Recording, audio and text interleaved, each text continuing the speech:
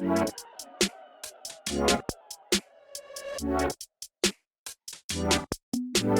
live here at NFT Fest. We've got David from Mooning. GM David, how are you doing today? GM, good. That's all good. Why is the market not mooning at the moment? Oh, that's a great question. Maybe their belts are on too tight.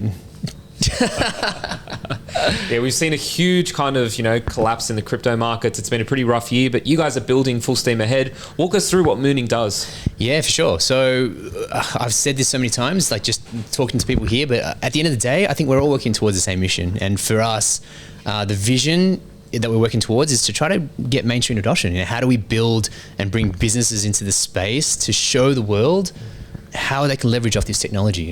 It's more than just the JPEGs. It's more than just as fun, and I love NFTs as beyond all that, but how do we actually get to a place where selfishly I can continue to work and build in this space for the next 3, 4, 5 decades? What initialized you into this space? What was the movement that you wanted to be a part of? Like, what did you see or feel that brought you into it?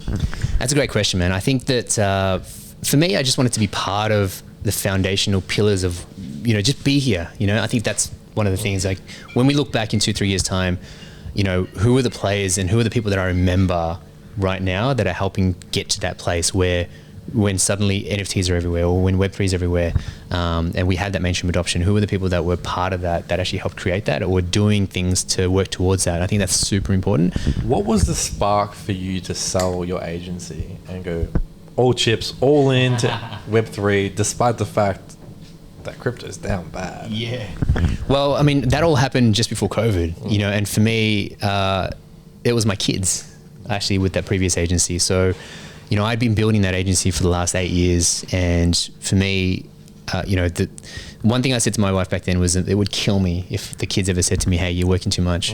And it happened. It happened. And I basically said, look, it's time. I need to take a break. And we're going to take some time off. COVID hit, we couldn't go anywhere, but I spent the next 2-3 years. COVID was a terrible moment in time for everyone, but for me personally and my family, it was an absolute blessing because we spent so much time together, and for that I'm totally grateful and thankful. But it also gave me an opportunity as well to discover NFTs like most people. What type of projects are you looking forward to building most? Is it the gaming side? You're working with massive Web2 brands.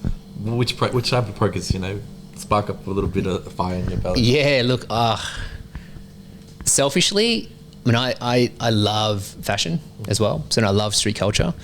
I want to try to figure out some way to actually work with Artifact one day. So actually work with them. I'm a big Azuki fan, so trust me, I'm working my way to try to figure out how to get some work with them. But fundamentally, I think building IP is one avenue that I absolutely love. I think that there's a lot to come from that, and what this space enables us to do with that is super exciting.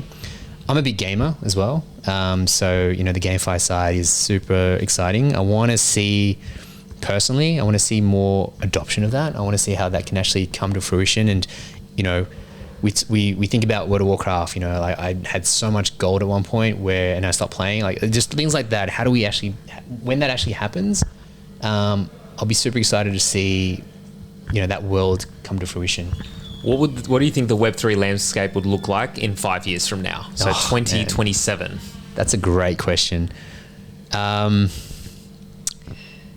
going to be like, it's funny because like we talk about Web3 now and us discovering, what the real potential is, but I don't even think we've scratched the surface. The fact that it's all open source, it's composable, this is going to grow at an exponential rate. So where I see this in future,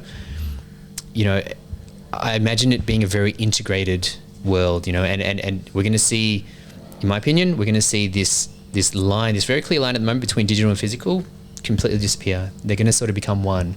And I can't wait because I'm a technologist at heart. On that, I met somebody today that had an NFC chip implanted into their hand. If that allowed you the ability to be frictionless within Web3, question is, would you get it yourself? I'd do it, man. Why would you do it? Look, I'm all for it. As long as I'm not going to die, like I'll do it. I'll be honest, I'll do it. Because I've got a Tesla as well, and I'm happy for that car to drive me. I'm a big adopter. Like I'll take that technology any day. Biochips, all for it. Brain augmentations, if it doesn't kill me, yeah, I'd give it a crack for real. Yeah. I love it. Final question: what do you think the Web3 space could improve on? And you can say FTX if you want. Oh man, so many things. But look, there's a lot of things that it can improve on, 100%, and a lot of things that I'm sure a lot of people have said before as well. But I want to look at this as a glass half full, because we know, we look at technology in the past, and VR headsets were created in the 70s or 80s, and we didn't see that commercially as consumers until, what was it, early 2000s? They had decades to perfect that, or at least get that to a point, not perfect it, but get it to a point where it was okay for consumers to see. The difference is with open source is that it's all happening real time. So I'm, as a technologist and, as an engineer as well, I understand the cycles, and I'm very forgiving about that, So I think that a lot of the challenges that we have with this technology, it's forgivable in my books. I think we're going to get better.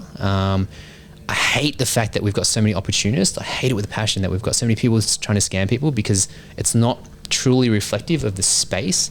It's reflective of human nature and the opportunist, not only just in crypto and NFTs and whatnot in blockchain, but it's just they're capitalizing off the knowledge gap. Any innovation will attract scammers and opportunists to come and take advantage of other people. And the fact that we still get text messages and emails where people are trying to scam you, but as a community and society, we're actually more educated. We know that, what to look out for. I'd love it to get to a point where society and mainstream understand, okay, look, I'm not going to go near that because it's clearly a scam. So if that was an answer, that's scammers, but they're bad people in this space. 100%. NFT MELB, connect, create, collaborate. Boom.